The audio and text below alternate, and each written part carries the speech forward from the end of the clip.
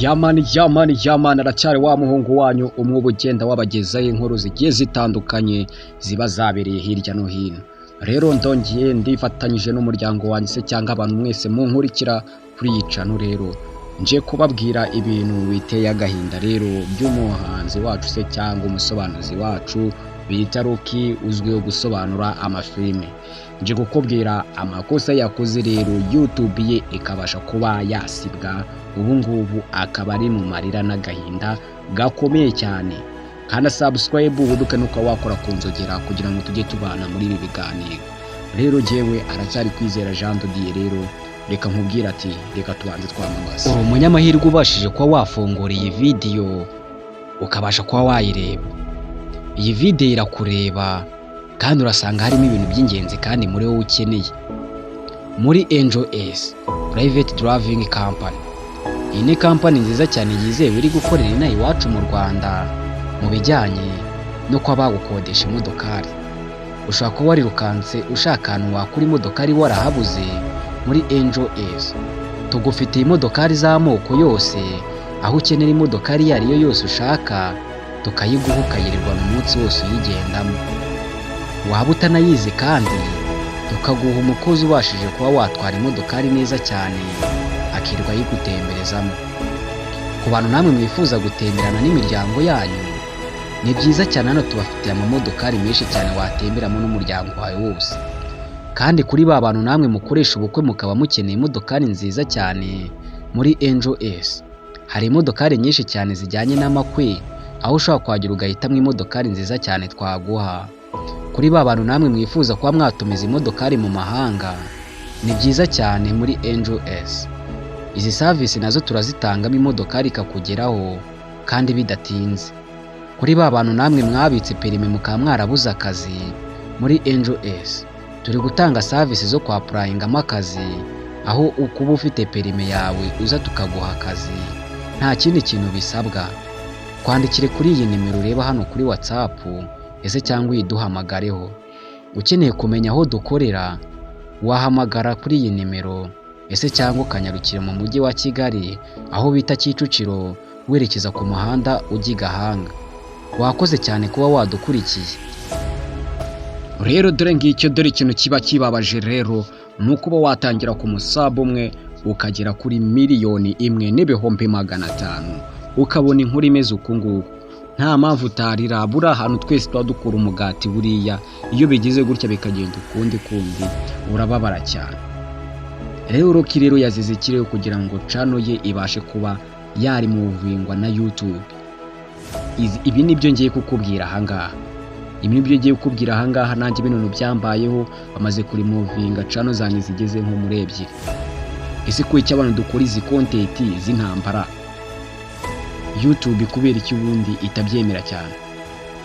Rero iyo icyo bita kuverting amategeko iyo wayarenze nyine community guardian nyine, reka icyo ni icyiciro kiba gishinzwe kureba ibintu ukora kandi ko atari ibintu byisebanya. Rero Rocky rero ngiye kubwira rero ibintu yazize rero. Ubwa mbere najye bajya kunsibira channel, ibagiye kunsibira channel ndumva narakoze kuri M23 ngo sorry nakoze kuri Kongo n'u Rwanda. Kiraho titire ivuga ati Kongo igiye gutera u Rwanda mutabare abantu mutangire mu bungi. Iyo ngiyo niyo titire nakoze nyishyiraho nshyiraho ifoto y'u Rwanda nshyiraho na Kongo ati mitakira akantu k'akaviza nyine kiraho Museveni kiraho na perezida wacu. Video ntabwo bayisiba rero. Video yamaze nk'iminsi nk'ibiri. Ariko nyine mbonye ko imaze iminsi 2 ndavuga ati nta kibazo reka nongere nkore n'indi kuko nari maze kubona ko bifite views nyinshi cyane. Ndangije nkora n'indi nayo nyishyiraho. Nabwo ndongera nkora n'indi nayo kiraho titire nayo nyishyiraho. Acaho nk'icyumweru mbona ziri gukubita views zima basabo benshi cyane amasanda avuga ati amafaranga y'imena. Ndavuga ati bino bintu ni sawa cyane. Haciyeho nk'ukwezi nagiye kubona sinzi kubona ari ukuntu nyine abantu dukoresha ama YouTube nyine tubyuka tujya kureba nyine uko bimeze nyine. ndebye mbona imeri ndavuga ati reka ndebye ati mbona ati channel removed, mbona bayisibye, umutwe urandya ariho hantu nakuraga umugati, numva ndababaye cyane. Niba ari umuntu basibiye channel nawe atere comment avuga ati bansibiye channel, wumve ukuntu bibabaza. Rero Rocky nawe rero buri ikintu yazize. Rocky muri iyi minsi yarari gukora ku bintu bijyanye na M23, M23 wenda twabyita kari Kongo mu Rwanda. Rero YouTube ibyo bintu ntago ibyemera, gufata ikindi gihugu se cyangwa gufata ibindi bihugu ukabiharabika. YouTube icyo kintu ntago ibigishaka, urumva ko kana. Rero Rocky yaragiye nyine akora nyine ku bijyanye n'intambara, murabizi nibyo bintu yari amaze iminsi akora cyane. No gusobanura filime ntabwo agipfa gusobanura filime, akenshi na kenshi nagiye na filime zisohoka atasobanuye, akagaragara abandi basobanuzi, kwa kweri yarahaye iyi channel ye umwanya kandi no kuyibyazaho umusaruro cyane. Urumva nyine yari yaribasiye muri ibintu bya documentaire. Ibintu bya documentaire ni rwaserera pe, urabikora bikaguha views, bikaguha abasub, ariko isaha n'isaha uba wicaye uvuga ati channel yanjye isaha n'isaha irasiba. Urumva abantu bakora iyi content y'ibijyanye na documentaire, kuvuga ku bintu bijyanye n'intambara, YouTube ibyo ntago ibyemera. Kandi no kubikora buriya ushaka kubikora washyizemo inyurabwenge.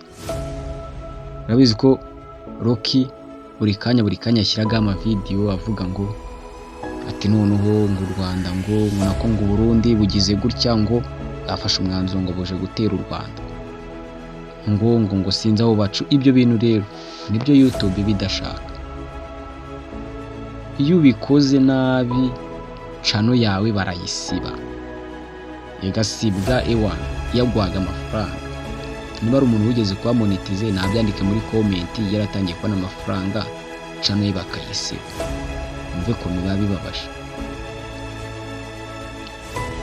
Kanda like, umuvandimwe wacu ari mu gahinda gakomeye. Ubu ngubu muri iki cyumweru mushaka kutabona na filime, kubera ko ntago yasobanura ngo bikunde.